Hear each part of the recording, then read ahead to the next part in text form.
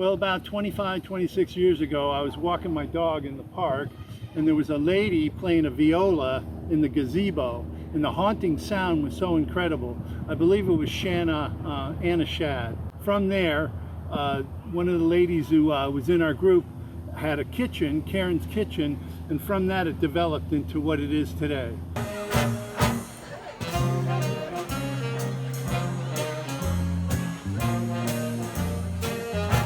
So because of COVID, because we were doing concerts, when we first started, we get like 20 or 30 people a concert.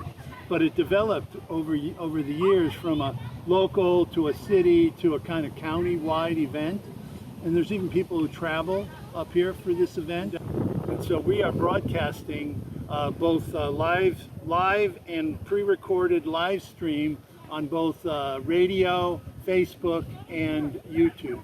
And it's every Thursday, 6 to 8. During the summer, we do 10 concerts, free to the public.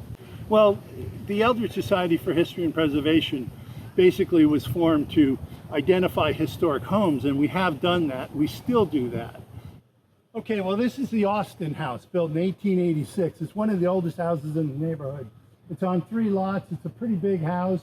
What's really interesting about this house is the kitchen's about this big, and yet all the rooms are really big. And that's because back in those days, the people who owned these houses didn't actually cook. So this is just one of many older homes. And if you look down that way, you can see there's more older homes. We're gonna walk down the street.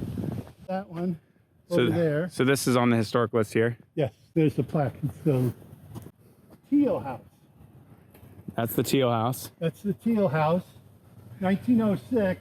That's then, 4 square. And then what do we got here? And then this one, they don't have the plaque up anymore, but this was on the home tour as well. I think when they painted it, they probably took the plaque down and removed the plaque. And so the idea was, as you were saying, that it also increases values of the homes as well. Yeah, the plaques bring about between $10,000 to $20,000 value to the house, because it basically, the provence of it, the history of it, who built it, why they built it, where they might fit in history of Bellingham.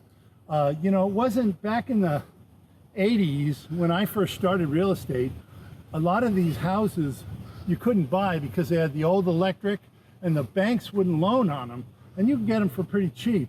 Now they sell for top dollar. Most of them have been renovated, brought back to life, and become the stars that they were back in their day. Do that. And in the old days, we used to do home tours, but it got more and more difficult to get people to agree to allow, 2,000 people to walk through somebody's home. So we had to kind of shift from that, using it as our revenue stream, to figuring out how to get money. That's where the creation of the baby gazebo was formed. And that's out in front of every concert, and people put their $2 or $1 in there, and we generate enough money to pay the bands and to do this. The whole group, we are a non-profit organization, and we're all volunteers. I've been doing it for 26 years.